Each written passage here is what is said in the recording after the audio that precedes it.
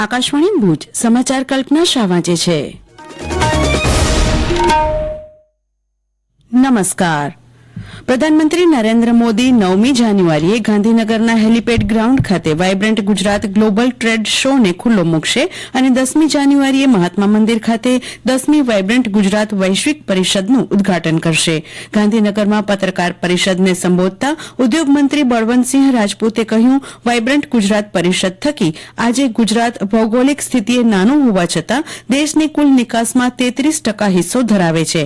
આ પરિષદ અંગે વધુ વિગત આપતા ઉદ્યોગ વિભાગના અધિક મુખ્ય સચિવ S.J. હૈદરે જણાવ્યું કે અત્યાર સુધી 32થી વધુ દેશોએ આ પરિષદમાં પાર્ટનર કન્ટ્રી તરીકે સહમતિ દર્શાવી છે.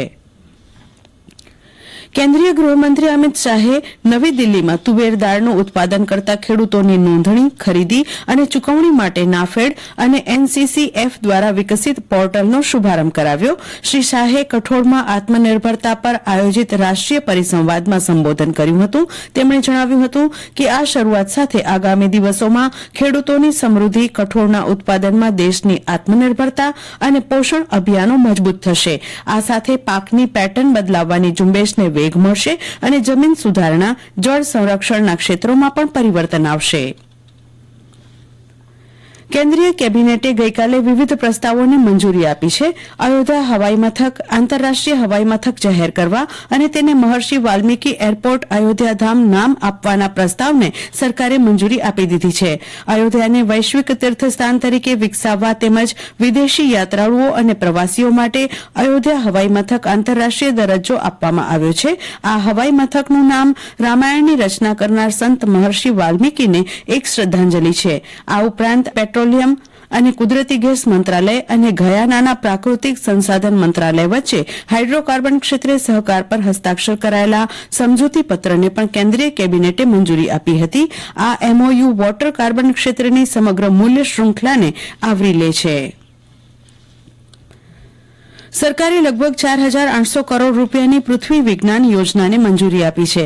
સરકારે 4,797 કરોડ રૂપિયાના ખર્ચે અર્થ સાયન્સ સ્કીમ લાગુ કરવાનો નિર્ણય લીધો છે.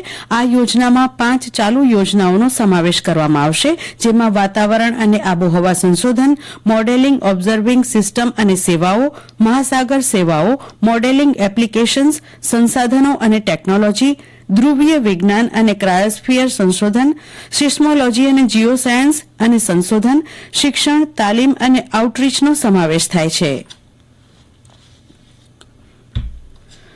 રાજ્યપાલ આચાર્ય દેવવ્રત અને લેડી ગવર્નર શ્રીમતી દર્શના દેવીએ ધોરડો ખાતે સફેદ રણની મુલાકાત લીધી હતી. ઢળતી સાંજે સનસેટ પોઈન્ટ પર તેઓ સફેદ રણની શ્વેત વર્ણની ધરતી પર સૂર્યાસ્ત નિહાળીને રોમાંચિત થયા હતા. રણમાં તેમણે કચ્છી પરંપરાગત ઊંટ ગાડીની સવારી પણ કરી હતી. તેમણે રણોત્સવમાં તાજેતરમાં શરૂ થયેલો કચ્છના ભવ્ય ઇતિહાસ અને સંસ્કૃતિની ઝાંખી કરાવતો લાઇટ એન્ડ સાઉન્ડ શો પણ નિહાળ્યો હતો. રણની મુલાકાત દરમિયાન તેમણે ધોરડો ગામના સરપંચ મિયા હુસેન સાથે વાતચીત કરી પ્રધાનમંત્રી નરેન્દ્ર મોદીના વિઝન સાથે આ રણભૂમિ કેવી રીતે વિશ્વ પ્રવાસન સ્થળ બન્યું તેની માહિતી મેળવી હતી. મિયા હુસેને તેમને માહિતી આપતા જણાવ્યું હતું કે એક સમય એવો હતો કે અમે આ ગામ ખાલી કરીને જવાનું વિચારતા હતા અને આજે સફેદ રણ અને રણોત્સવને કારણે આખી દુનિયા અહીં આવે છે. આ રણ વિસ્તાર કેવી રીતે તબક્કાવાર વિશ્વ પ્રવાસનના મહત્વના કેન્દ્ર તરીકે ઉભરી આવ્યો અને આ વિસ્તાર સહિત સમગ્ર કચ્છના કલાકારોને રોજગારી પણ મળી વગેરે વાત કરી હતી. તેમણે રણોત્સવના કારણે ધોરડો વિલેજની બદલાયેલી દશા અને દિશા, કચ્છના પશુધન અને બન્નીના ઘાસની વિશેષતાઓની માહિતી રાજ્યપાલશ્રીને આપી હતી.